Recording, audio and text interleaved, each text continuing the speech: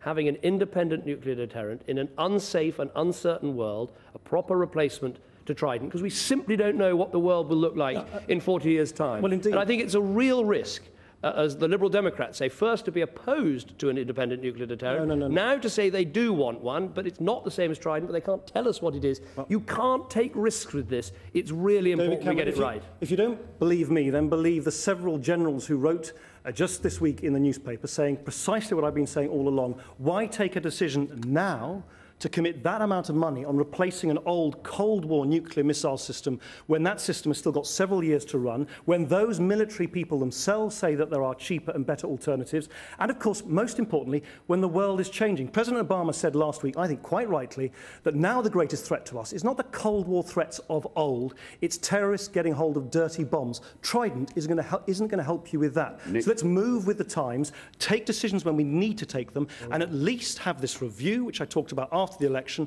where we then consider everything that is possible. I have to deal with these decisions every day, and I say to you, Nick, get real. Get real, because Iran, you're saying, might be able to have a nuclear weapon, and you wouldn't take action against them.